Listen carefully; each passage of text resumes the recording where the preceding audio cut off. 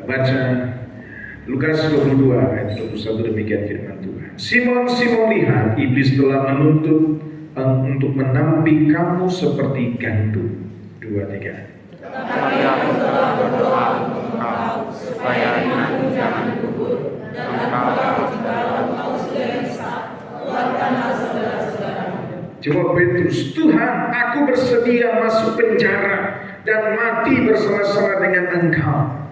Tetapi Yesus berkata, aku berkata kepadamu, hari ini ayam kita akan potong, sebelum engkau 3 kali mengatakan bahwa engkau tak mengenal aku. Amin. Silakan duduk. Tema firman Allah pada pagi hari ini menyangkal Yesus. Bapak Ibu Saudara, kita tahu tokoh yang bernama Simon Petrus, salah satu dari 12 murid Yesus.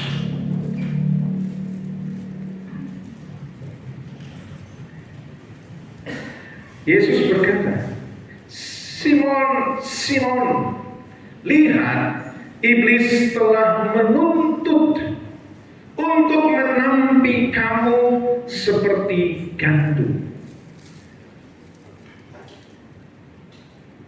Saudara kekasih dalam Tuhan Yesus, iblis sampai detik ini dia berusaha untuk mendakwa saudara, menuntut seperti apa yang disampaikan tentang Simon, di mana dia menuntut supaya menampi. Apa yang dimaksud dengan nampi, saudara? Dalam hal hari di mana nanti kelak akhir zaman, penampian itu akan terjadi.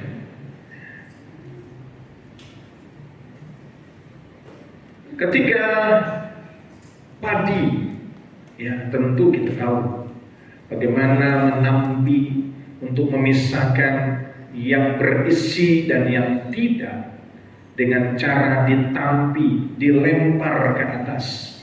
Yang tidak berisi akan tertiup oleh angin, tetapi yang berisi dia akan tetap ada di dalam tampian. Ini yang dilakukan oleh iblis. Dia dikatakan menuntut supaya saudara dalam situasi di saat dimana kalau kita tidak berjaga-jaga, kalau tidak sungguh-sungguh ikut Tuhan, jangan sampai saudara kita didapati Tuhan tidak setia. Jangan sampai kita didapati Tuhan dalam perbuatan yang berdosa. Karena iblis senantiasa mengintai saudara. Dia coba mencari celah dalam hatimu untuk dia menyusup ke dalam hatimu, sehingga dia bisa menguasai hidupmu untuk hidup di dalam dosa. Dan dikatakan saudara, Tuhan berdoa, aku telah berdoa untuk engkau supaya imanmu jangan gugur. Perhatian kita dalam kehidupan kita secara khusus, jangan sampai iman saudara gugur. Sudah percaya Yesus? Saudara percaya sungguh-sungguh kepada Tuhan Yesus? Haleluya. Pertanyaan berikut, apakah saudara dipercaya Tuhan? Apakah saudara dipercaya Tuhan? Amin. Saudara kekasih dalam Tuhan, perhatikan. Banyak orang yang percaya karena dikatakan dipanggil untuk percaya, tetapi sedikit yang dipilih. Kenapa sedikit yang dipilih? Karena gak semua dipercaya Tuhan. Karena tidak semua didapati Tuhan memiliki iman yang benar-benar tertuju kepada Yesus. Tetapi juga saudara, lebih sedikit yang setia. Banyak yang dipanggil, sedikit yang dipilih. Tetapi jangan sampai saudara yang sudah dipilih Tuhan, dipercaya Tuhan, hidupmu tidak setia kepada Tuhan. gambaran tentang bagaimana Petrus ini yang menyangkal Yesus. Petrus berkata, Tuhan, aku bersedia masuk penjara dan mati bersama-sama dengan Engkau. Alkitab catat, ini benar-benar sesuatu yang mungkin. Menurut kita, Petrus tuh omong doang. Petrus cuma omong doang. Karena memang saudara, Yesus sudah ingatkan, aku berkata kepadamu Petrus, hari ini ayam tidak akan berkokok sebelum engkau 3 kali menyangkal bahwa engkau mengenal aku. Kita lihat ayat ke-5 di dalam Lukas juga ayat 22, ayat yang ke-54. Ayat yang ke-54 kita akan baca sampai ayat yang ke-62. Kembali kita bergantian. Saya akan baca ayat yang genap, Bapak Ibu Saudara baca ayat yang ganjil bersama-sama. Ayat 54, lalu Yesus ditangkap dan dibawa dari tempat itu. Dia digiring ke rumah imam besar dan Petrus mengikut dari jauh. 2, 3.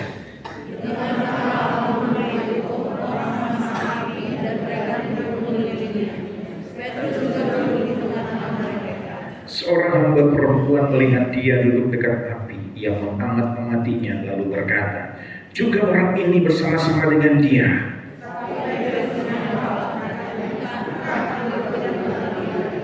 Tidak berapa lama kemudian seorang lain melihat dia lalu berkata, engkau juga seorang dari mereka. Tetapi Petrus berkata, bukan, aku tidak.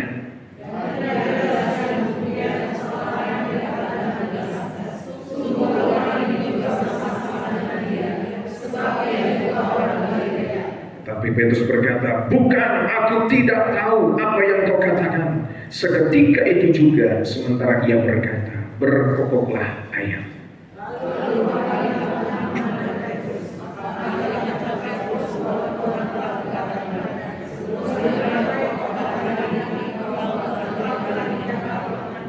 Lalu ia pergi keluar dan menangis dengan sedihnya. Kalau kita coba melihat situasi Petrus pada saat itu, di mana dia kaget saudaranya bersama murid-murid ketika itu ada di Taman Getsemani, di mana Yesus ditangkap.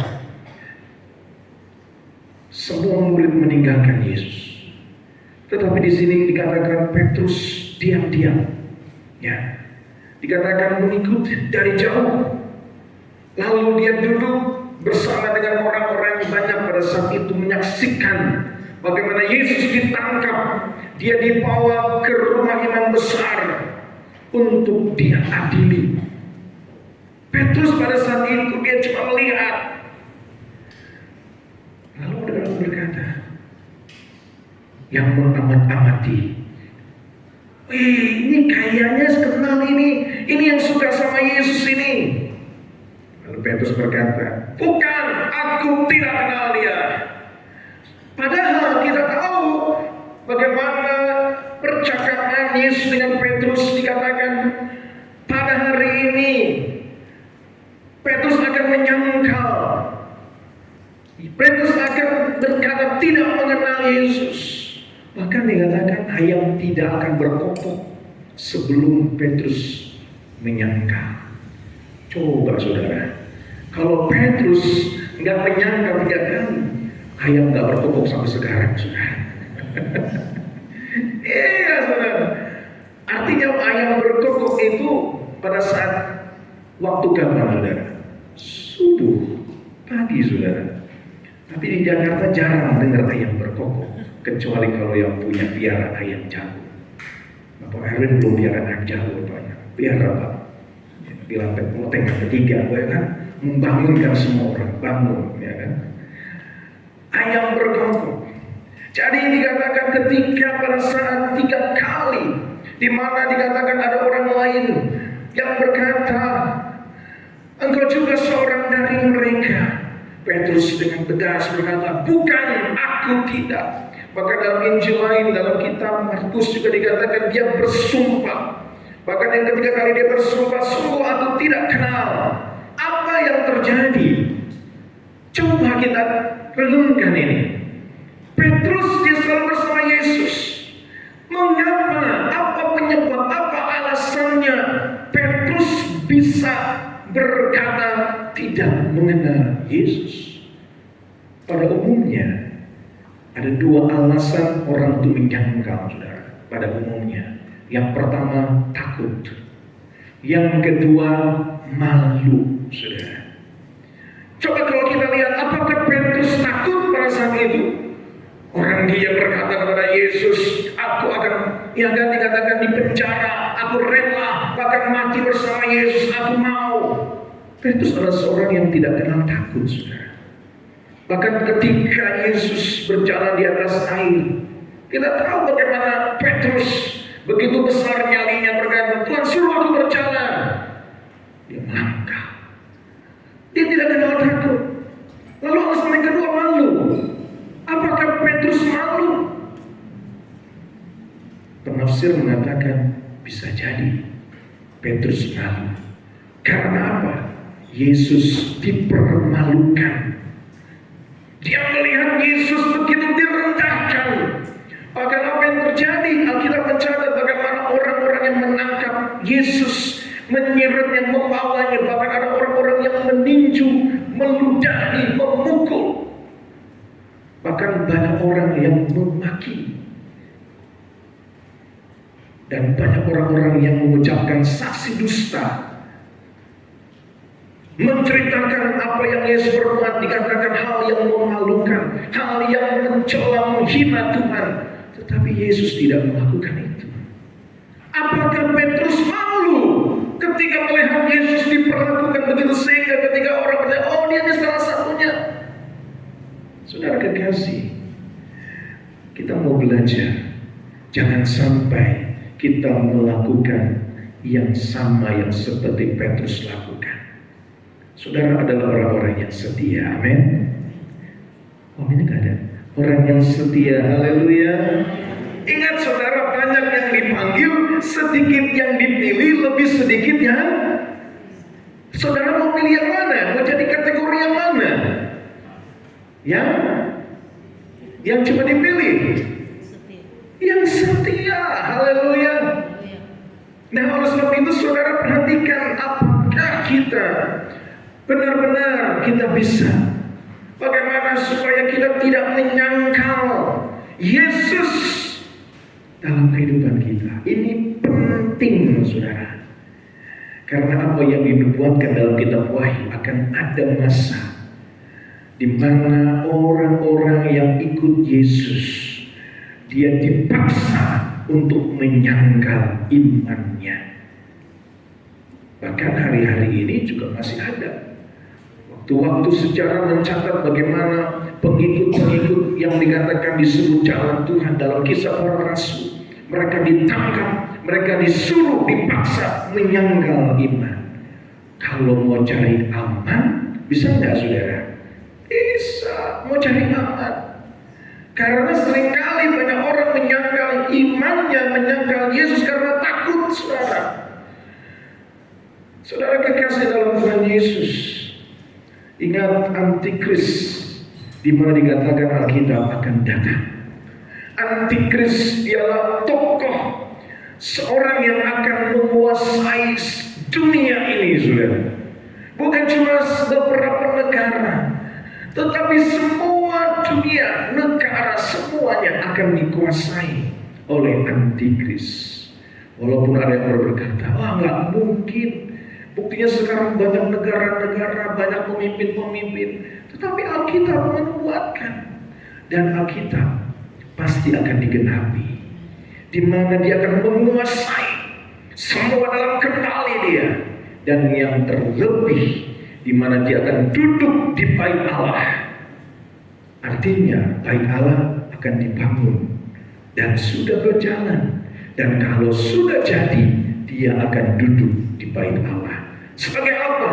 Dia akan menyatakan, memproklamirkan diri bahwa dia adalah Tuhan yang harus disembah oleh semua manusia yang hidup di berbagai penjuru dunia.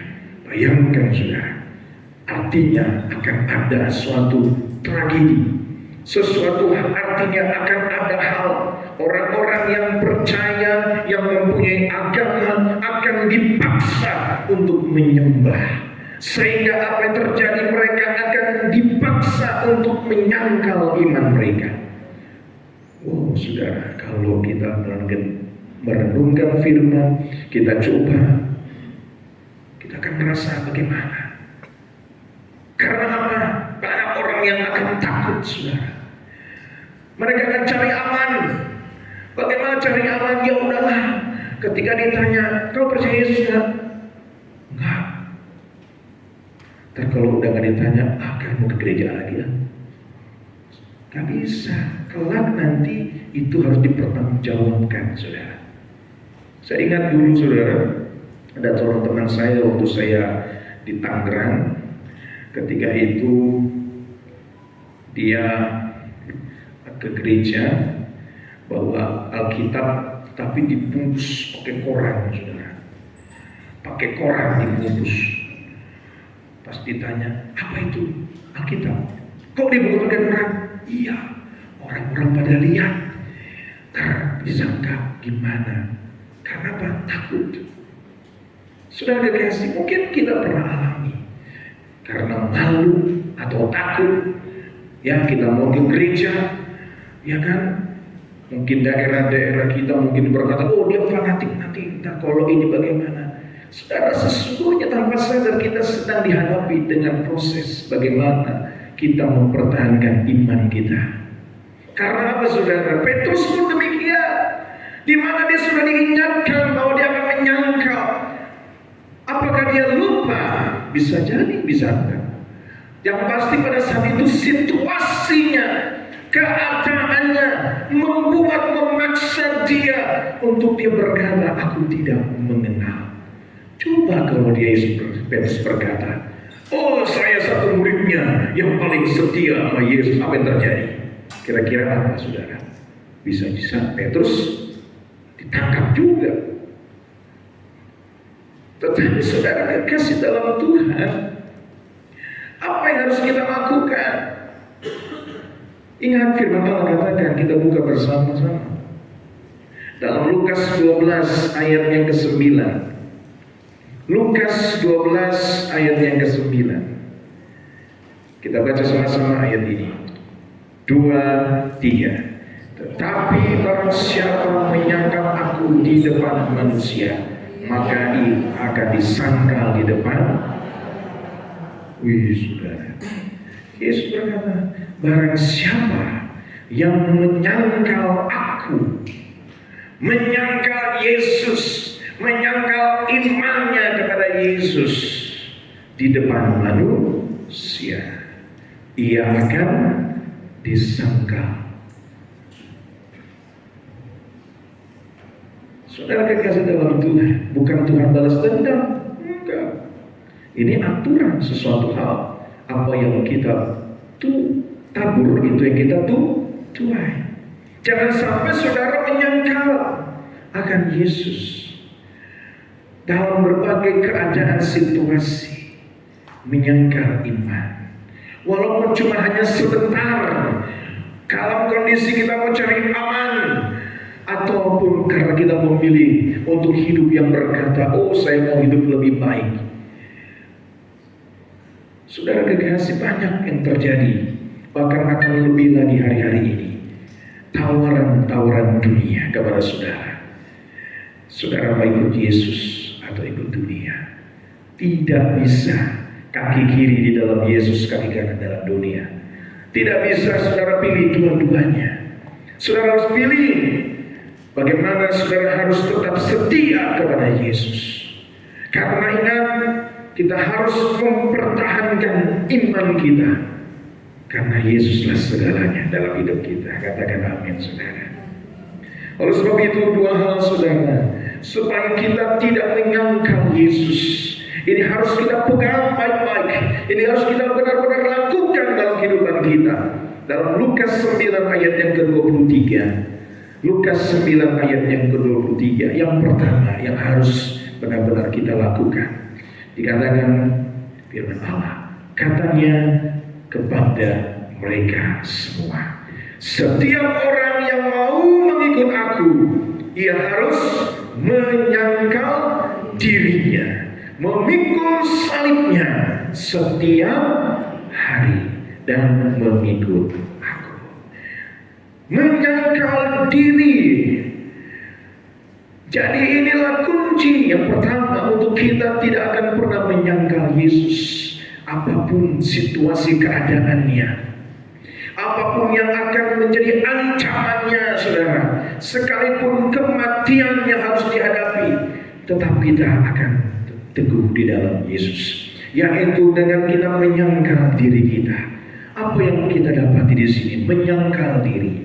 Ingat, sekali-kali saya katakan, saudara telah ditebus oleh darah Yesus. Amin.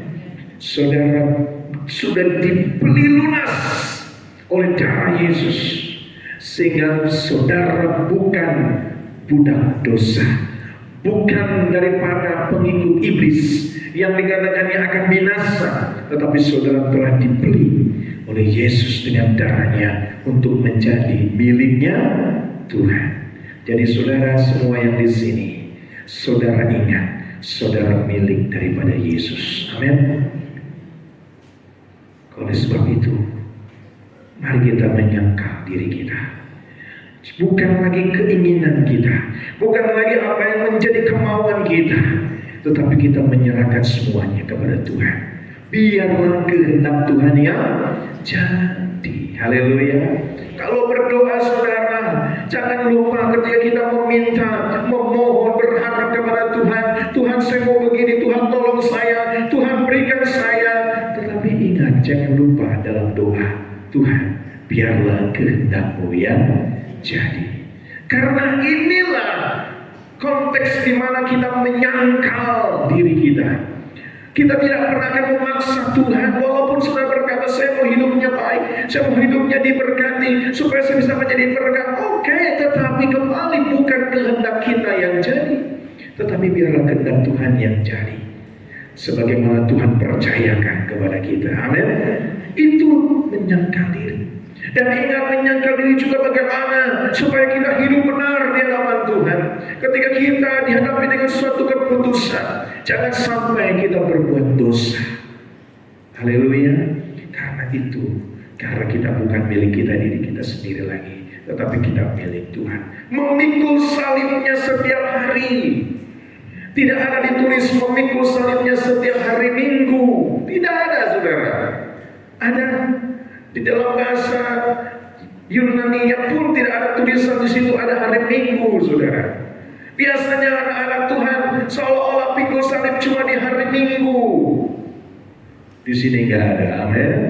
Di luar banyak, saudara. Apa maksudnya memikul salib, saudara? Memikul salib berbicara bagaimana kita harus pegang tanggung jawab kita sebagai orang percaya. Jangan sampai hidup kita membuat malu Tuhan, saudara. Oh, katanya anak Tuhan, tapi hidupnya nggak benar. Jangan, saudara. Mari berubah, haleluya. Mulai hari ini saya mau sungguh-sungguh ikut Tuhan. Pikul salib dalam arti saya mau hidup penuh tanggung jawab kesetiaan, sekalipun menderita. Sekalipun kita dikatai, sekalipun kita difitnah, sekalipun kita menghadapi berbagai tantangan, persoalan, masalah, tetap kita mau pikul salib setiap hari. Haleluya.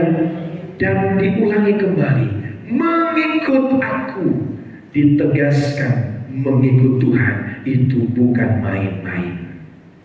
Jangan sampai ada yang tanpa sadar saudara percaya kepada Yesus, tapi saudara main-main di dalam Tuhan. Suka-suka mau ke gereja, mau ibadah, suka-suka. Kalau lagi pingin gereja, kalau enggak ya di rumah aja. Sekarang kan masih bisa pakai streaming. Oh begini saja, hati-hati saudara. Kita hidup oleh karena kasih karunia Tuhan. Amin. Kasih karunia Tuhan yang begitu besar, melimpah. Saudara sudah memiliki kasih karunia Tuhan. Oleh sebab itu mari jangan sampai saudara kita mengabaikan, jangan sampai kita menganggap ringan, menganggap remeh kasih karunia Tuhan itu. Nah, oleh sebab itu saudara, untuk kita kembali tidak menyangkal, kita harus menyangkal diri sendiri, supaya jangan sampai kita menyangkal Yesus. Apapun situasi keadaan, sekali Yesus tetap Yesus. Haleluya. Dan kita lihat berikut saudara di dalam Roma 8 ayat 35 sampai dengan 39 dikatakan demikian saudara. Roma 8 ini berbicara gambaran memikul salib setiap hari. Dikatakan ayat 35 Roma 8, siapakah yang akan memisahkan kita dari kasih Kristus? Penindasan, atau kesesakan, atau penganiayaan, atau kelaparan, atau ketelanjangan, atau bahaya, atau pedang? Baca sama-sama 2, 3. Seperti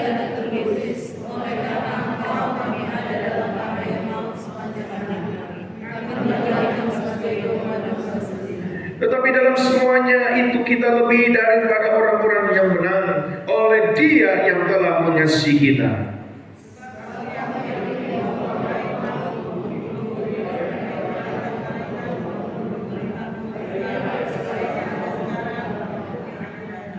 Kuasa-kuasa baik yang di atas maupun yang di bawah, ataupun sesuatu makhluk lain, tidak akan dapat memisahkan kita dari kasih Allah yang ada dalam Kristus Yesus Tuhan kita.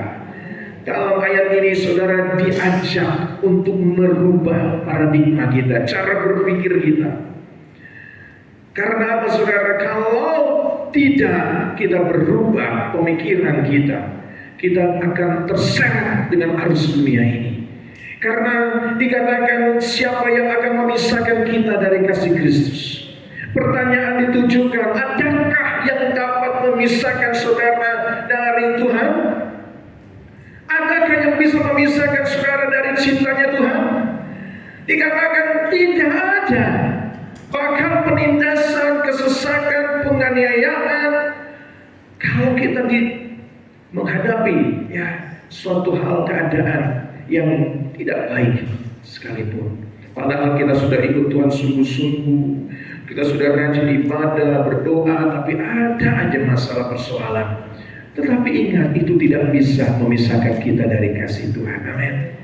Dan bahkan dikatakan sekalipun dikatakan dianggap sebagai domba sembelihan, artinya sebagai korban yang kita dihadapkan dengan berbagai masalah persoalan, tetapi dikatakan di dalam semuanya itu kita lebih daripada orang-orang yang pemenang. Amin. Saudara lebih daripada orang-orang menang, karena oleh Yesus, oleh Dia yang telah mengasihi kita. Bahkan dikatakan, sebab aku yakin bahwa baik maut maupun hidup, malaikat-malaikat maupun pemerintah, baik yang ada sekarang maupun yang akan datang, haleluya, kuasa-kuasa baik yang di atas maupun di bawah, sesuatu makhluk lain, tidak akan dapat memisahkan saudara dari kasih Allah. Beri tepuk tangan untuk Tuhan Yesus. Haleluya. Ingat saudara, kasih Tuhan itu ada selalu di dalam kita. Tidak ada yang bisa mengambilnya, tidak ada yang bisa memisahkan kita dari kasih Allah. Oleh sebab itu, tetaplah setia, menyangkal diri, pikul salib, karena segala penderitaan dalam dunia ini tidak akan dapat dibandingkan dengan kemuliaan Tuhan. Nah, saudara kekasih, kita lihat berikut yang kedua. Supaya kita tidak menyangkal Yesus, kita harus menyangkal diri, memikul salib setiap hari. Dan yang kedua, saudara, yang dikatakan di sini, saudara, di dalam firman Allah 1 Petrus 4 ayat yang ke-16.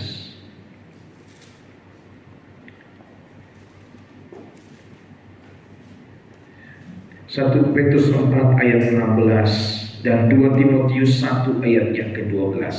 Kita baca dulu 1 Petrus 4 ayat 16, dikatakan, tetapi jika ia menderita sebagai orang Kristen, maka janganlah ia malu, melainkan hendaklah ia memuliakan Allah dalam nama Kristus itu. Dalam 2 Timotius 1 ayat yang ke-12. Kita baca sama-sama 2, 3. Itulah sebabnya aku menderita semuanya ini, tetapi aku tidak malu, karena aku tahu kepada siapa aku percaya, dan aku yakin bahwa Dia berkuasa memeliharakan apa yang telah dipercayakannya kepadaku hingga pada hari Tuhan. Yang kedua, supaya kita tidak menyangkal Yesus, miliki keyakinan penuh kepada Yesus. Keyakinan penuh berbicara bagaimana saudara, pohon yang besar yang memiliki akar yang sangat dalam, saudara. Pohon yang besar bila mana akarnya tidak dalam, apabila datang angin badai topan, apa yang terjadi? Pohon itu akan tumbang, saudara. Tetapi bila mana pohon itu punya akar yang kuat dalam tanah, maka apapun yang terjadi badai, pohon itu akan tetap berdiri kuat.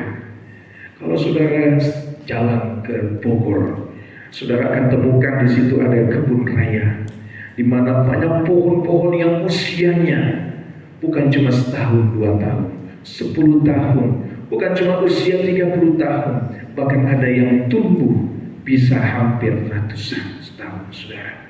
Ada yang tumbuh dari sejak abad yang lalu. Bagaimana bisa? Dan kalau perhatikan pohon-pohon itu, dia sudah berakar ya, dengan kokoh, kuat sekali, saudara.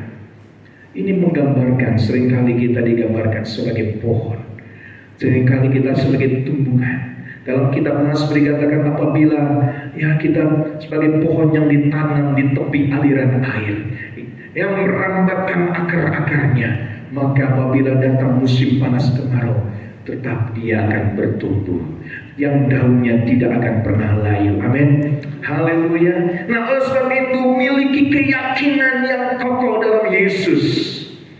Setiap hari baca firman Tuhan, setiap hari lakukan saat teduh doa pagi, setiap ada jam ibadah berusaha untuk beribadah kepada Tuhan, karena ini yang akan membuat iman kita kokoh. Lihat saudara, dunia bukan akan tambah baik, saudara. Walaupun harapan kita ingin kita mau jadi lebih baik, bukan? Itu memang benar, saudara. Yang percaya kepada Yesus ada pemeliharaan Tuhan. Tetapi dunia ini, kalau kita tidak ada di dalam Yesus, keyakinan yang kokoh dalam Yesus, apa yang terjadi? Saudara akan terseret arus dunia ini kepada kebinasaan, kehancuran, kengerian, saudara. Saudara kekasih, mari, oleh sebab itu tetaplah setia, beribadahlah kepada Tuhan. Oh, kalau nggak tahu jam-jam ibadah, tanya sama ibu gembala, tanya sama majelis-majelis. Pak, ibu, gimana nih, ada jam berapa doa? Oh, ada doa, ada ibadah wadah-wadah. Ayo datang, amin. Aminnya dikit. Haleluya. Saudara, firman Allah katakan persekutuan kita di dalam Tuhan tidak akan pernah sia-sia. Tapi seringkali kita akan menyia-nyiakan untuk datang kepada Tuhan. Ada jam doa datang, ibadah wadah-wadah datang, ibadah raya minggu, apalagi kita harus utamakan Tuhan. Karena seringkali tanpa sadar kita menyepelekan, meremehkan, tanpa sadar kita meremehkan untuk kita membutuhkan Tuhan. Seolah-olah Tuhan itu ya bisa diatur, saudara. Tidak. Tuhan berbelas kasih, Tuhan punya kasih, tetapi Tuhan tidak bisa dipermainkan, saudara. Oleh sebab itu Tuhan akan melihat dengan jelas siapa-siapa yang setia. Bukan cuma dengan perkataan, tetapi diwujudkan dengan tindakan. Aku mau setia sampai mati. Dalam hal tetap mempertahankan keyakinan kokoh. Dan bila mana ini kita miliki, seperti hal yang dikatakan, sebab aku menderita semuanya ini, tetapi aku tidak malu. Dalam tadi dikatakan di dalam 1 Petrus, yang menderita sebagai orang Kristen, janganlah ia malu. Haleluya. Jangan pernah malu untuk bersaksi. Jangan pernah malu menceritakan tentang Yesus. Jangan pernah malu, saudara, Karena Tuhan itu maha besar. Amin. Kalau datang ke gereja ditanya mau kemana? Ke gereja, ya kan? Saya ingat seorang ibu, di sini ada ibunya. Doa pagi dulu ada di gereja. Kalau ditanya, ya Ibu Betty, ya, dulu ada ditanya orang-orang mau kemana? Ke gereja. Langsung ditantang, mau ikut? Ya, puji Tuhan. Gitu saudara. Ayo, mari kita jangan pernah malu dalam kehidupan kita akan Tuhan Yesus. Karena dikatakan bagaimana kita harus yakin, ya bagaimana kita keyakinan kita. Aku tahu kepada siapa aku percaya. Aku yakin bahwa Dia berkuasa memeliharakan apa yang telah dipercayakannya kepadaku hingga pada hari Tuhan. Apa yang Tuhan percayakan buat saudara? Setiap kita yang ada pada pagi hari ini ada hal-hal yang Tuhan percayakan. Satu dengan yang lain mungkin tidak sama, tetapi sesuatu yang Tuhan percayakan, lakukanlah dengan setia. Haleluya. Pertahankan. Tuhan memelihara kehidupan kita. Yang suka bersaksi, bersaksi terus. Amin. Yang suka memberi, menolong, lakukan terus. Karena apa saudara? Apa yang kita perbuat, kita lakukan bukan untuk siapa-siapa, tetapi untuk Tuhan. Melayani Tuhan, lakukan dengan sungguh-sungguh. Jangan ibaratnya menurut keinginan hati. Jangan saudara. Tetapi apa yang menjadi kehendak Tuhan, itu yang harus kita lakukan.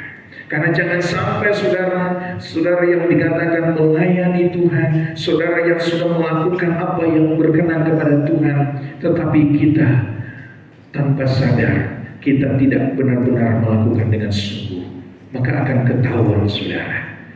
Emas yang murni dikatakan diproses dengan begitu rupa. Iman kita kalau kita mau bagaikan emas yang murni, kita harus siap dalam segala apapun keadaan. Tetap percaya kepada Tuhan.